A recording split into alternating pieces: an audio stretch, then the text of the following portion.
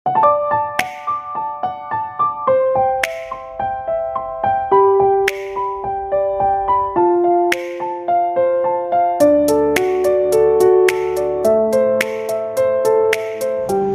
datang kembali di pembelajaran kimia. Ada baiknya sebelum kita memulai materi, kita berdoa terlebih dahulu. Hari ini kita akan belajar tentang senyawa benzena dan turunannya. Tapi bukan pemain sepak bola yang ini, tapi senyawa benzena yang salah satu contohnya adalah yang kalian gunakan dalam styrofoam atau kotak yang biasa kalian gunakan untuk membungkus makanan. Nah, kata benzena sendiri berasal sejak tahun 1400-an melalui perdagangan. Saudagar Arab suka melakukan barter dengan saudagar Eropa dengan barang yang disebut dengan luban Jawi atau kemenyan Jawa. Luban Jawi digunakan sebagai bahan untuk parfum dan obat-obatan. Lalu karena lidah orang Italia, kata lu menghilang dan menjadikannya ban Jawa. Orang Prancis menyebutnya dengan benzoa, sedangkan orang Jerman dan Inggris menjadikannya benzoin, karena sebagian besar komponennya berasal dari asam benzoin. Kemudian ilmuwan kimia menggolongkannya ke dalam alkena dan menamakannya benzena. Benzena merupakan salah satu komponen dalam minyak bumi yang pertama kali ditemukan oleh Michael Faraday pada tahun 1825. Benzena ini diambil dari residu minyak mentah. Senyawa benzena adalah senyawa hidrokarbon aromatik. Struktur dari senyawa ini ditemukan oleh Friedrich Auguste Kekulé, seorang kimiawan asal Jerman yang dikenal dengan dewa cincin. Dia mendapatkan inspirasi bentuk benzena dari mimpinya pada tahun 1865. Dalam mimpinya, ia melihat sosok ular yang bergelar dan menari-nari. Ketika diperhatikan lebih lama, bagian ekor ular itu menyambung ke kepalanya, lalu kepalanya menuju ekornya dan berputar tanpa henti seperti layaknya gelang rantai.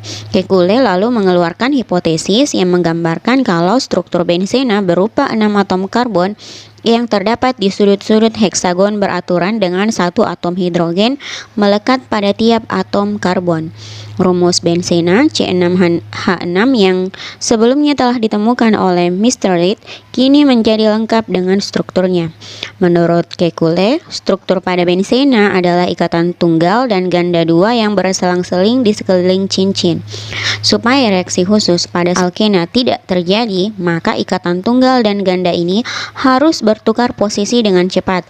Ikatan rangkap yang bisa berputar ini kemudian dinamakan dengan terdelokalisasi. Pernahkah kalian mendengar berita viral bahwa informasi produksi iPad yang menyebabkan kanker leukemia hingga akhirnya Apple mendepak dua zat berbahaya tersebut? Kedua zat ini diketahui adalah benzena dan normal heksana, yang kemudian diperkarakan karena menyebabkan kematian dari pekerja iPhone yang terkena kanker darah atau leukemia. Meski begitu, sekalipun benzena memiliki berbagai dampak negatif, benzena sendiri salah satunya selalu berada di sekitar kita, bahkan sangat lekat dalam kehidupan sehari-hari.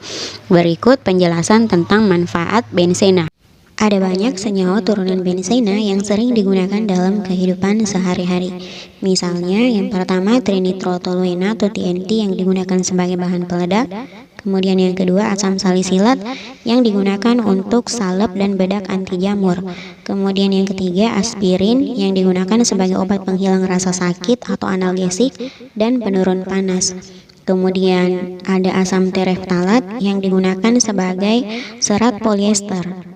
Lalu ada DDT yang sering digunakan untuk pestisida, kemudian paracetamol sebagai bahan yang bersifat analgesik dan antipiretik.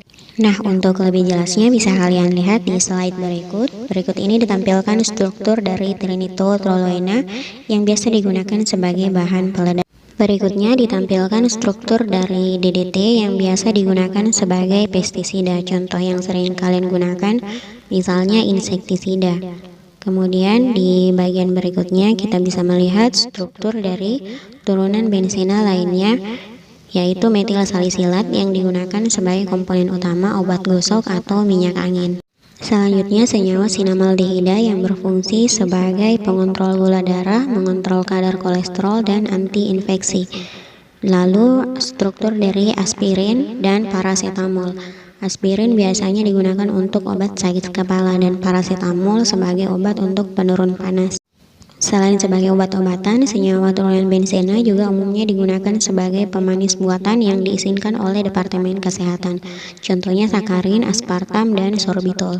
Nah, berikutnya ada senyawa benzena yang umumnya digunakan sebagai antioksidan atau pengawet seperti BHT, BHA, dan paraben.